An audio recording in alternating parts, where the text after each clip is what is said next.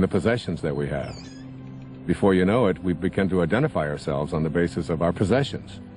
We begin to take on a set of beliefs about the more that I have, the more valuable I am as a person. And so we spend our lives taking these young children and immersing them in a culture that emphasizes more. It becomes almost a mantra of the ego. You have to have more. And the more you have, the more you are aware of how much other people are trying to take it away from you. The more you get consumed with how do I protect it and how do I make more of what I have.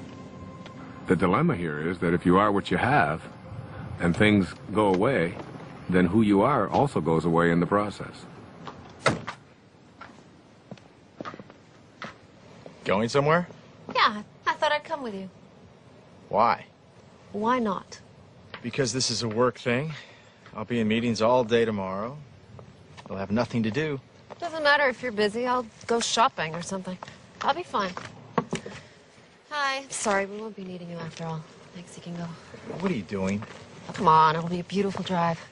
Which car should we take? You are not coming, and I do not want to drive. I want to be driven because I have work to do. Okay, well then I'll drive. Let's take the Porsche. Denise, the place I'm going, it's not the kind of place you're used to. It's rustic. I think I can handle it, Chad. I know how to rough it. You know, I don't understand the sudden desire to spend time together. I just want to get away. Would you prefer I got my own room? Okay, what's wrong with you? Maybe I'm interrupting something. Oh, come on. Are you meeting someone else? Of course not. Look, I don't even want to go to this thing. Well, then, all the more reason I should go with you. You're not going to fit all those bags in the Porsche. Why don't you help me try? The second aspect of the ego is this idea that I am not only what I have, but I am what I do as well. We are... You gonna get that? No, please, go ahead. Oh, it's all right. No While we're problem. stopped here, do you want anything, Dr. Dyer? You want water or anything? No, I'm fine. Still rolling, guys. We're cutting. What? Oh, keep rolling. Please. So, second component of this ego is the idea that not only is who I am what I have, but it's what I do. And what I do becomes this thing called achievement. And in this whole world of believing that I am what I do, we become consumed with this whole idea of my success, my value, my worth as a human being is based upon how much I accomplish. So I have to make more money, I have to get a promotion, I have to compete with everybody else who's trying to get what I have.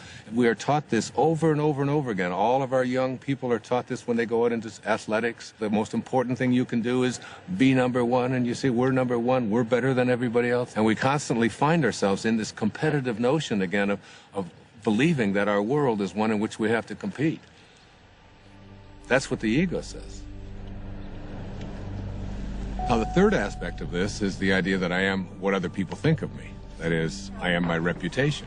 Particularly, this is relevant for young people who are taught that you have to dress the way other people think, and if other people don't like you, then there's something wrong with you. If you're consumed with that, then you're going to be something different every time you turn around. Now, this is particularly relevant with women, especially in relationship to the family.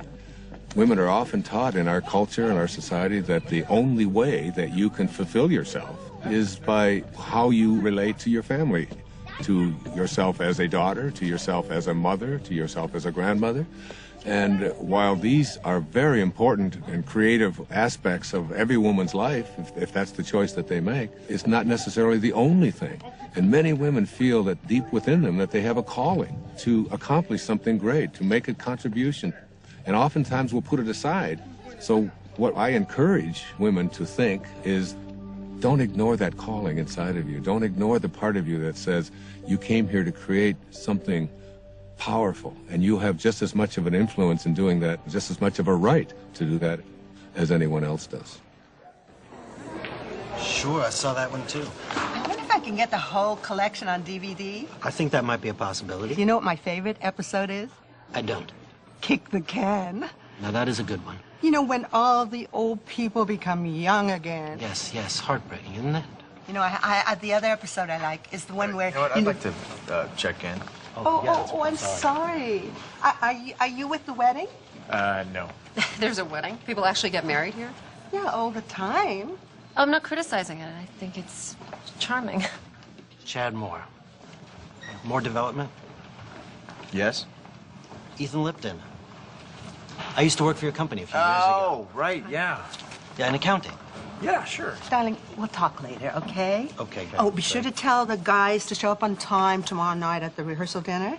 This whole weekend is going to be a continuous celebration of love. Well, I do like love. Well, that's why I'm in this business. Bye. Are you getting married? No, I'm with the band. Oh, well, have a fun weekend of love. You guys too. Do you remember that guy? Not at all. Hi there. Hey, let's see, I'm checking in. The House of something? Promise and hope. Promise it. Chad Moore, I'm on the board. Welcome to Asilomar, Mr. Moore. We have you in North or Longviews. If you go out the door and to your left... My wife has joined me unexpectedly, so could we get one of the larger rooms? You don't have to tell him that. Well, they weren't expecting you. You were unexpected. One of the nicer rooms would be wonderful. Thank you. I'm not used to camping. Camping. That's funny to me. Let me see what I can do for you. There's so much stuff we can do. Oh, that'd be cool. Where are the kids? Huh? Oh. Ethan. Whoa. Jack, Ethan, come over here. Come on. Come on! Get over here! Come here, troopers. Take you and go with your mom. Stay on my toes. Yeah, and also something away from all the noise would be nice. I do have a room on the first floor in the lodge building. Yeah, No, something higher. Of course, Mr. Moore. You have a room on the second floor. Higher than that, please. I'm afraid that's about as high as we go here. You're kidding. What a waste of real estate. I think you'll like this room. It has a balcony. All right, if you say so. Give me a second. Give that to your mother. Give that to your mother. You heard her. Hand it over. I said we were going to be unplugged this whole weekend. Do you guys just want to go home? No, we're not going to go home. It's no fun. Come here. Stay with me. Here, jump on my feet. Jump on my feet. I'll lift you up. There's no way we can have all these meetings with these kids running around and screaming. Have a great stay. Look, I don't need to be having this conversation right now. I don't have time for this. I can't deal with this right now. We move into then the later parts of the ego, which talks about something called separation. And the ego has a very strong belief system that who I am is separate from everybody else. And then another component of the ego teaches us that I'm also separate from everything that's missing in my life, from all the things that I'd like to have. And then finally, the ego teaches us the most egregious error of all. It teaches us that we are separate from God. And one of the simple constructs that you learn in the afternoon of your life when you shift into the meaning phase of your life is to realize that you came from a source. We can call it God, we can call it Tao, it doesn't matter what we call it. And that this source is everywhere. There's no place that it is not. It must be because it creates everything. Everything comes from this source. Then it must be in me. If there's no place that it's not, it must be in me. And if it must be in me, it must also be in whatever it is that I feel to be missing from my life. If you know that, then in some way, everything that's missing from your life that you would like to have, you're already connected to it in spirit. And all you have to do is figure out a way to align yourself with that and have a knowing that you're already connected to it. You just have to bring it on its way. And the way that you think and process. What was that out loud? Yeah, you just said that out loud. Sorry. That's okay. Sorry, it is go intense. There's no question about it. It's very intense. Please continue. Okay. I was saying that as we move into the afternoon of our life, we take the same ego constructs that we learned in the morning of our life, which is all about competition, winning, being better than everybody else, and we try to apply these same constructs to the afternoon of our life. And what happens is we end up living a lie. For what was true in the morning, in the evening, has become a lie. The problem is we don't really know how to move into the meaning phase of our life.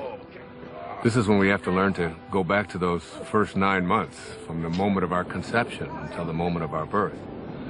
Lao Tzu speaks about this in the Tao Te Ching. Let yourself be lived by it. He says that the Tao does nothing It's leaving nothing undone. This is where we have to get to a place where we can surrender and have a knowing that we're not alone and that we're going to be guided and that we have a nature and that we can trust in this nature. It's not something that we have to always be struggling with. It's not something we have to be in charge of.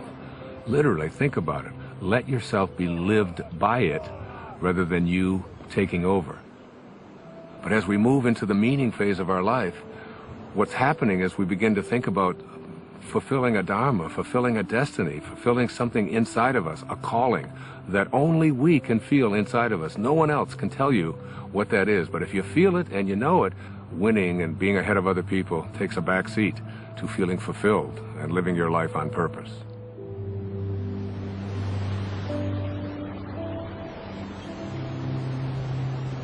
I'm coming to get you. No! Ethan! Don't throw sand!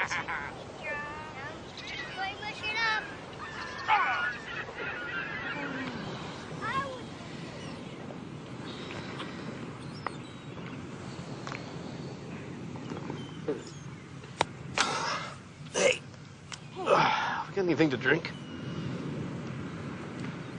Juice box. Sure. I'm gonna go back and get some more sunscreen. Really? We got clouds. No, they can still get burned. Okay. You gonna walk back? Yeah, I'll be fast. Well, we can wrap it up here. No, look at them. They're having so much fun. I don't want to drag them away. I'll be right back. Okay.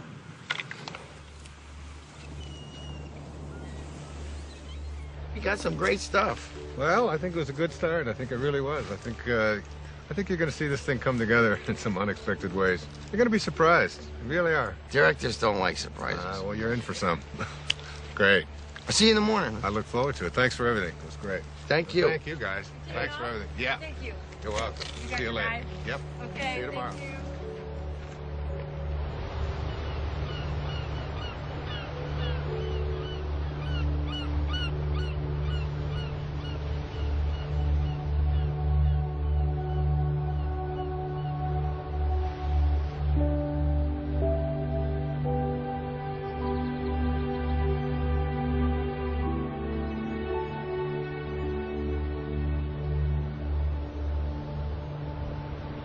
Amazing, isn't it? Yes, it is. Looks like they're reaching for each other. Sorry? Well, the trees, it looks just like they're reaching for each other.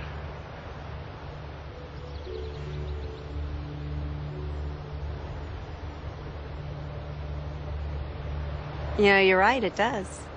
The whole place. It's like a different painting every day. You know, you're very fortunate to work here. I know. Hey, you want a lollipop? Excuse me? It's root beer. You like root beer? Actually, I do. It's root beer, but with a little bit of licorice. Thank you.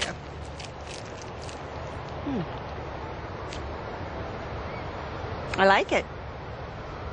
I like everything about this place. Like what? What do you like about it? I don't know, it's just, it's so beautiful. I can't describe it. In words, yeah. I guess so. I mean, words versus images. Images? Pictures. No, don't do that either. I used to. When I was in college, I used to drive down to the beach and I'd sketch for hours. Oh well, doesn't matter anyway. Oh well.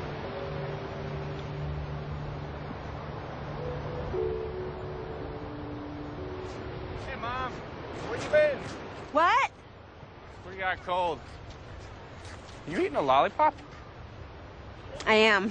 Got any candy for the kids?